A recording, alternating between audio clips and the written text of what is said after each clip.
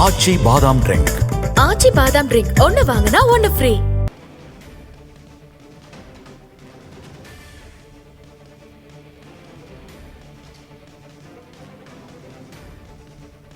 கூட்டாட்சி எனும் ஜனநாயக கட்டிடத்தை ஒவ்வொரு செங்கலாக உருவி சிதைக்கின்றனர் என்று கூட்டு நடவடிக்கை குழு கூட்டத்தில் கர்நாடக துணை முதலமைச்சர் டி.கே. சிவகுமார் தெரிவித்திருக்கிறார்.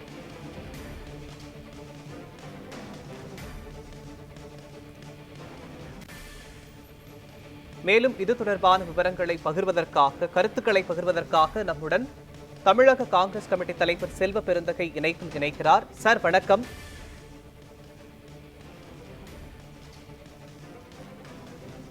சார், தொகுதி மறுசீரமைப்பு தொடர்பாக கூட்டு நடவடிக்கை குழு கூட்டம் தற்போது தொடங்கி நடைபெற்று வருகிறது. இது பற்றி உங்களுடைய கருத்துக்களை பதிவு பண்ணுங்க.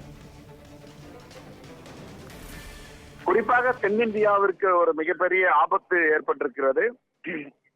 மறுசீரமைப்பின் மூலமாக ஏற்கனவே அந்த இந்திரா காந்தி அவர்கள் தள்ளி வைத்தார்கள், அதே போன்ற வாஜ்பாய் அவர்களும் தள்ளி வைத்தார்கள்.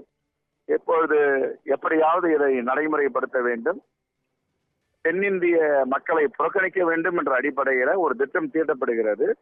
அது முன்னெச்சரிக்கை நடவடிக்கையாக நம்முடைய மாண்புமிகு முதலமைச்சர் தமிழ்நாட்டில் இந்த கூட்டத்தை கூட்டியிருக்கிறார். இது மிகவும் வரவேற்க தகுந்தது.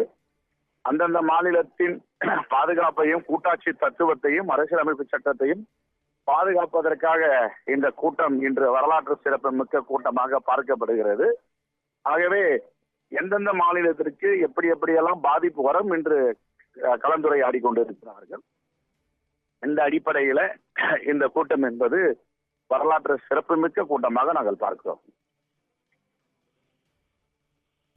சார், தொகுதி மறுசீரமைப்பு தொடர்பா தமிழ்நாட்டில் எந்த ஒரு சீட்டும் குறையாது அப்படின்னு கடந்த முறை தமிழ்நாட்டுக்கு வந்த உள்துறை அமைச்சர் அமித்ஷா சொல்லியிருக்காரு. ஆனா நம்ம தமிழக முதலமைச்சர் என்ன சொல்லியிருக்காருன்னா, தொகுதி மறுசீரமைப்பின் அடிப்படையில் தமிழகத்துல 8 முதல் 12 தொகுதிகள் வரைய குறைய வாய்ப்பு இருக்குன்னு சொல்லியிருக்காரு. இதை பத்தி என்ன சார் சொல்றீங்க? இதற்கும் வாய்ப்பு இருக்கு.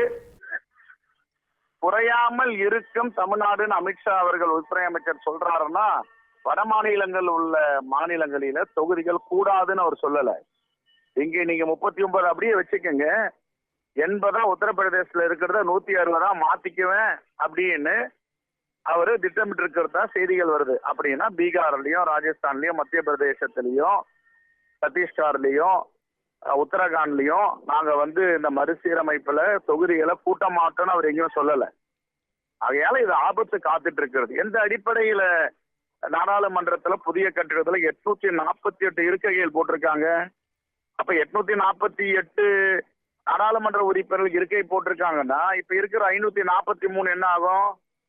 அப்படின்னா தமிழ்நாட்டுக்கு என்ன பாதிப்பு இருக்கு, ஆந்திராவுக்கு என்ன பாதிப்பு இருக்கு, தெலுங்கானாக்கு என்ன பாதிப்பு இருக்கு, கேரளாவுக்கு என்ன பாதிப்பு இருக்கு, தெலுங்கானாக்கு என்ன பாதிப்பு இருக்கு, இதெல்லாம் பார்க்க வேண்டி இருக்குல்ல. ஆகையால இந்த கூட்டம் வரலாற்று சிறப்பு மிக்க கூட்டம், கூட்டாட்சி தத்துவத்தையும் மாநில உரிமைகளையும் அரசியலமைப்பு சட்டத்தையும் பாதுகாக்கின்ற கூட்டமாக நாங்கள் பார்க்கிறோம்.